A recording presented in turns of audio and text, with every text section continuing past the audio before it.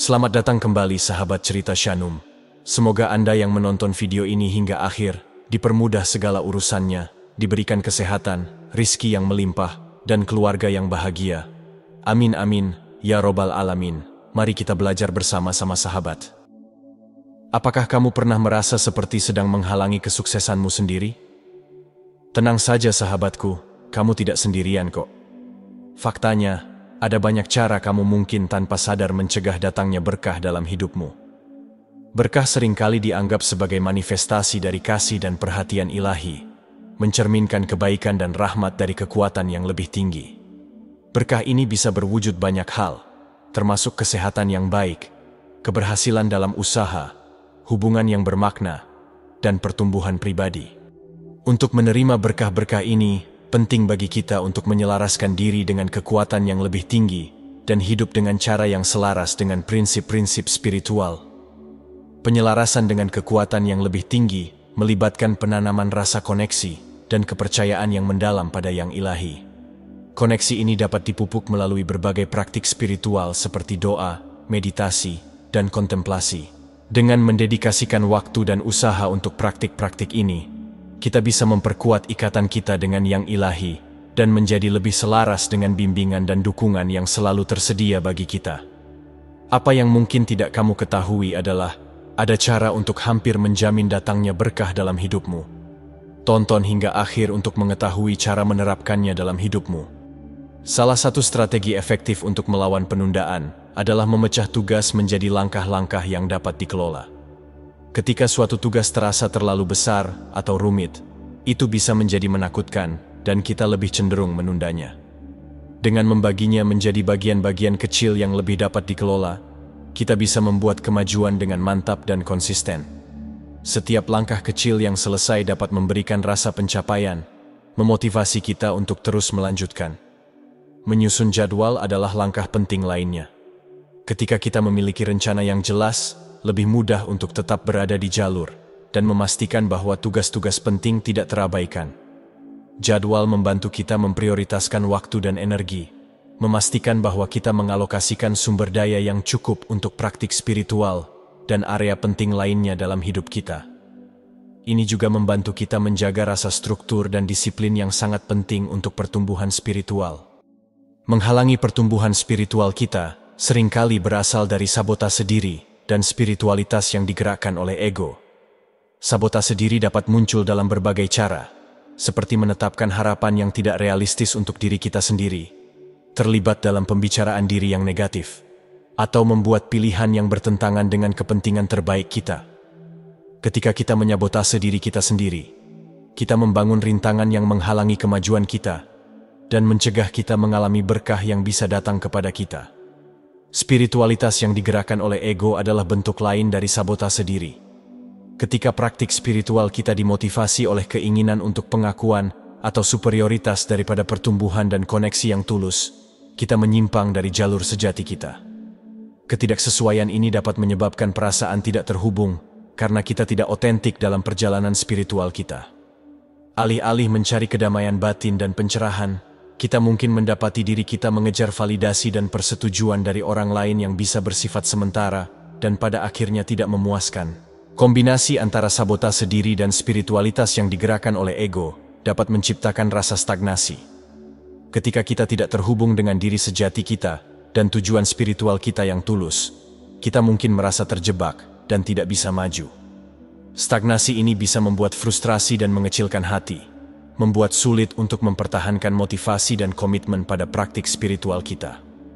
Salah satu hambatan yang sering diabaikan untuk menerima berkah adalah ketakutan akan kesuksesan. Ketakutan ini bisa sangat tertanam dan mungkin berasal dari berbagai sumber seperti pengalaman masa lalu, tekanan sosial, atau ketidakamanan pribadi.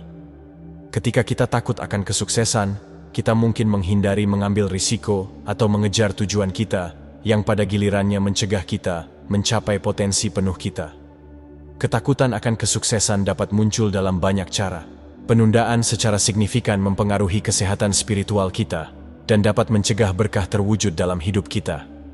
Ketika kita menunda tugas dan keputusan penting yang penting untuk pertumbuhan dan kemajuan kita.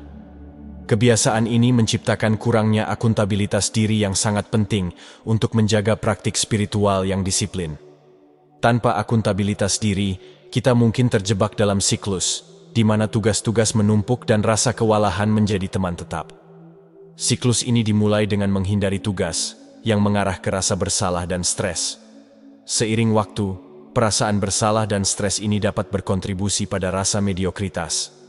Ketika kita merasa mediocre, kita kurang termotivasi untuk mengambil tindakan yang memperpetuasi penundaan lebih lanjut. Siklus ini dapat tertanam dalam, membuatnya semakin sulit untuk membebaskan diri dan maju. Beberapa orang mungkin menunda-nunda atau mencari alasan untuk menghindari memulai proyek baru.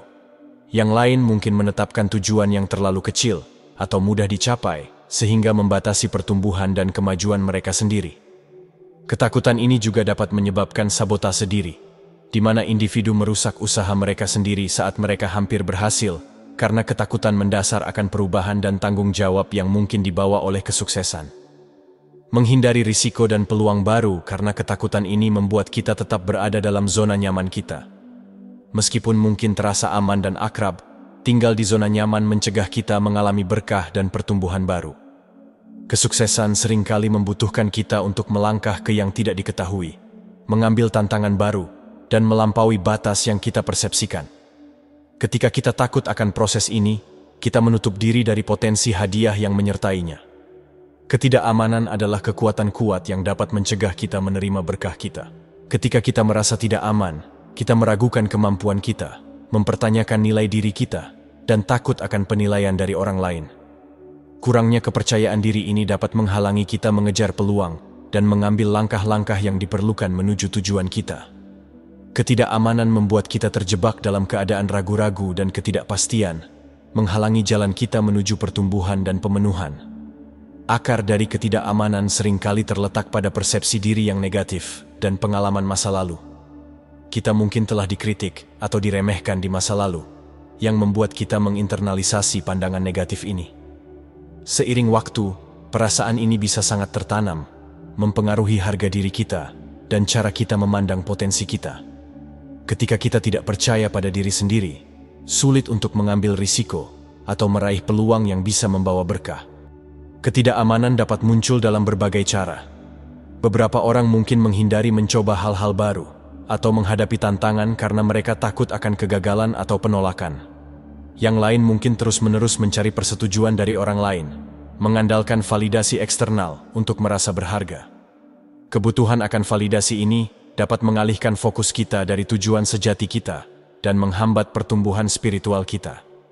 Gangguan materialistik dan ketergantungan pada validasi eksternal dapat sangat mengalihkan kita dari jalur spiritual kita dan mencegah kita menerima berkah.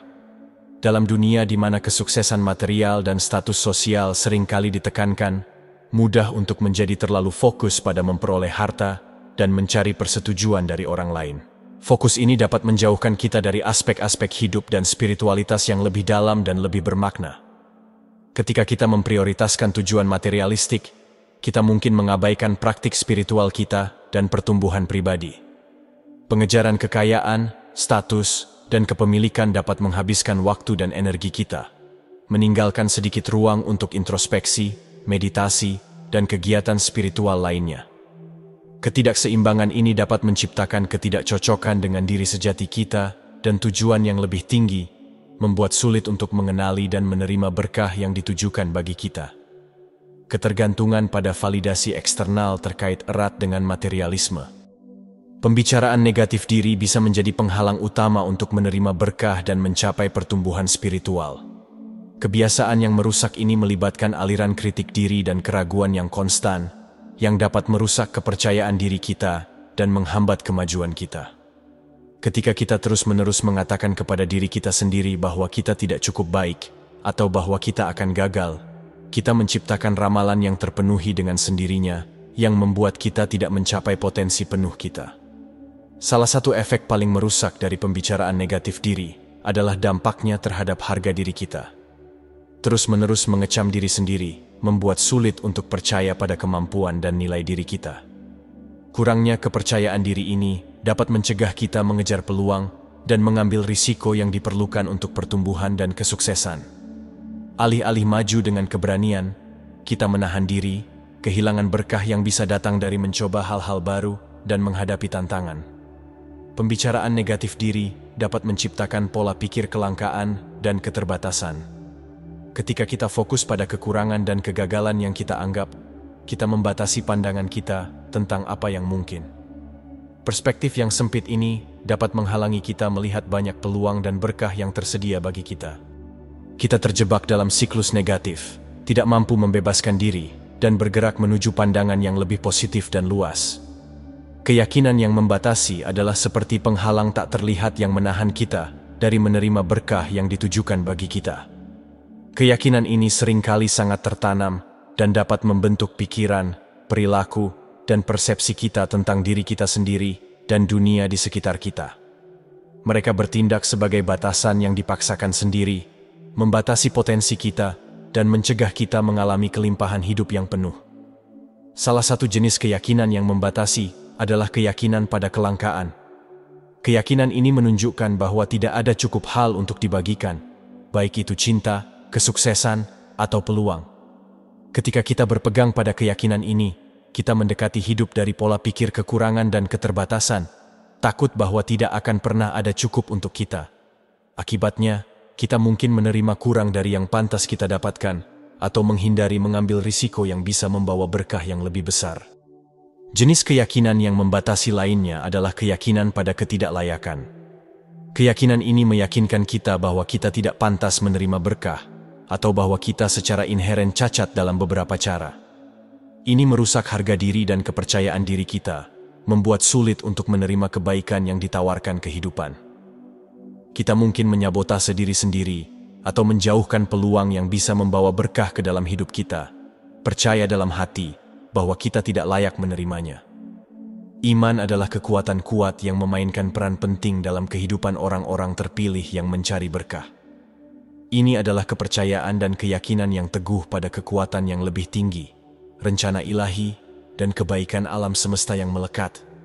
Bagi mereka yang sedang dalam perjalanan spiritual, iman berfungsi sebagai cahaya penuntun, memberikan kekuatan, keberanian, dan harapan di saat ketidakpastian dan kesulitan. Pada intinya, iman adalah tentang melepaskan kendali dan mempercayai sesuatu yang lebih besar dari diri kita sendiri. Ini adalah pengakuan bahwa kita adalah bagian dari jaringan kehidupan yang lebih besar dan terhubung, dan bahwa ada kecerdasan ilahi yang membimbing perkembangan kehidupan. Ketika kita memiliki iman, kita melepaskan kebutuhan untuk memiliki semua jawaban atau mengendalikan setiap hasil, mempercayai kebijaksanaan dan kebaikan dari yang ilahi. Salah satu cara utama di mana iman membantu orang-orang terpilih menerima berkah adalah dengan menumbuhkan rasa damai dan penerimaan. Ketika kita mempercayai rencana ilahi, kita bisa melepaskan kekhawatiran dan ketakutan kita, mengetahui bahwa segala sesuatu terjadi karena suatu alasan, dan bahwa kita dibimbing dan didukung setiap langkahnya. Rasa damai ini memungkinkan kita lebih terbuka dan menerima berkah yang datang, tanpa perlawanan atau keraguan. Iman juga memberikan sumber kekuatan dan ketahanan dalam menghadapi tantangan. Kehidupan penuh dengan naik turun, ujian dan kesengsaraan, tetapi iman memberi kita keberanian untuk bertahan, mengetahui bahwa kita tidak pernah sendirian dalam perjuangan kita. Bahkan di saat-saat tergelap kita, iman bisa menjadi cahaya harapan, mengingatkan kita bahwa selalu ada cahaya di ujung terowongan. Jika kamu masih menonton sampai detik ini, saya ingin mengucapkan terima kasih banyak atas perhatianmu. Dukung terus channel Cerita Shanum untuk terus menyajikan konten-konten yang mudah-mudahan bermanfaat bagi kita semua. Mari kita diskusikan bareng sahabat yang lainnya di kolom komentar. Sampai jumpa pada video-video berikutnya.